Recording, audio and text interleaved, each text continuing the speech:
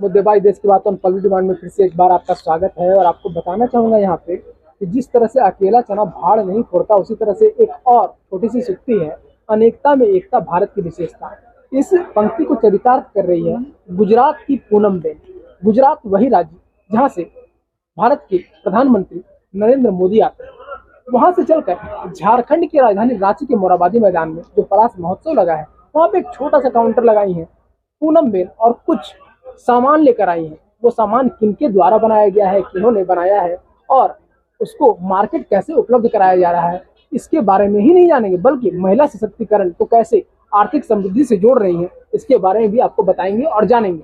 चलिए, आज का सबसे बड़ा मुद्दा यही है कि आर्थिक विकास में महिलाओं की भागीदारी जो कि गुजरात से सुनिश्चित हो रही है। तो चलिए हम चलते हैं पूनम बेन जी के पास। सबसे पहले आपका स्वागत है, नमस्कार, पढ़ने का प्रणाम। आपसे हम ये यहाँ पे जानना चाहेंगे कि महिलाएं किस तरह से वर्तमान समय में सशक्त हो रही हैं। देखिए, कहने का है हम अपना घर में पहले घर का काम करते थे। आज ये मुद्दा है कि हमें दो पैसे कमाने का जरूरत है, तो हमें अपने झुंड से अपने हाथ के लिए अपना काम करना बहुत जरूरी है। जो हमारे हाथ में कारीगरी है वो हम चाहेंगे सब दुनिया को दिखाना। तो हमारे लिए ये सब मुद्दा ये है कि हम अब थोड़ा थोड़ा धीरे बाहर आना चाहते हैं और थोड़ा सा कुछ करेंगे तो आगे बढ़ने का हमें समय मिलेगा। खासकर अगर हम बात करें तो यहाँ पे काफी सारे स्टॉल्स, बेसिकली इसको झारखंड में स्टॉल्स के नाम से लड़कियां या महिलाएं जानती हैं, लेकिन आपके यहाँ इसको क्या कुछ कहा जाता है? बंदेज है, आप इसको कैसे जानते हैं? इसे चुनरी प्रिंट कहा जाता है। ये एक्चुअली घाट चोला के नाम से प्रसिद्ध है। ये हमारे गुजरात की सबसे फेमस है। और पूरे बंदेज जो आप ये शब्द का इस्तेमाल कर रही है, बंदेज शब्द आया कहाँ से? ये बंदेज एक्चुअली ये हमारे यहाँ ये प्लेन कपड़ा रहता है, उसे हम लोग बांधते हैं सुई से जी। और उसके अंदर कोई मार्जिन कोई चीज वैरायटी नहीं रहता, केवल सुई से बंधाता है। और ये पूरा ही देखिए, या मैं आपको दिखाऊंगी। पहले ये ऐसा रहता है, देखिए ये पहले ऐसा होगा, फिर खुलने के बाद इसमें जितनी डिजाइनर कलरफुल जैसी आपको चाहिए बस टाइप की मिलेगी। आपसे हम यहाँ पे ये जानना चाहेंगे, मैंने एक यहाँ पे लाइन कही कि भाई अनेकता में एकता भारत की विशेषता, इस तरह की एक पंक्ति मैंने कही यहाँ पे, ठीक है।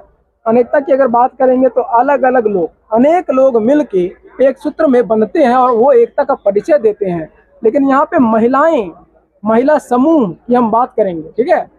तो एक महिला समूह किस तरह की कारीगरी कर रही है वो आपके दुकान में नजर आ रहा है, तो हम चाहेंगे कि आप उसको दिखाएं अपने माध्यम से कि कैसे आप दिखाना चाह रही है कि आप महिलाएं क्या कुछ काम कर रही हैं, कैसे काम कर रहे हैं, उसको दिखाना। देखिए, इसमें हम लोग अपना ये सभी दिखाएंगे कि ये बंदेज जो बांधना होता है वो हम लोग खुद अपने हाथ से बांधते हैं। और ये सब चीज माने आप कहेंगे हम लोग खुद अपने हाथ से सब चीज बनाने का हमारे में कारीगरी है।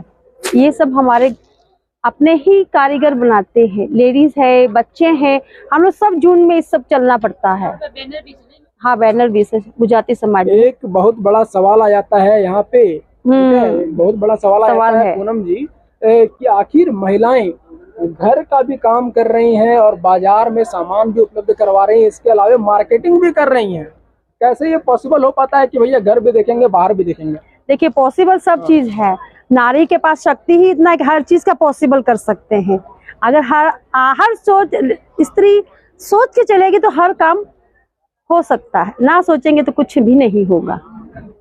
अपना जो हमारे भारत में कहा जाता है कि नारी एक शक्ति है, तो शक्ति का इस्तेमाल करना जरूरी है। चलिए, काफी अच्छा लगा। यहाँ पे गुजरात से हमारे साथ मेहमान जुड़ी हुई थी पूनम बेन जी, और उन्होंने काफी कुछ बताया कि कैसे बंदेज बनता है और क्या कुछ इसका प्रयोग होता है। झारखंड में हम लोग इसको बेसिकली स्टॉल के नाम से जानते हैं, लेकिन उन्होंने यहाँ पे बताया कि उस कपड़े को क्या कहते हैं। तो मोदी जी के राज्य से आई हुई पूनम बेन जी को बहुत बहुत धन्यवाद, नमस्कार और जोहार।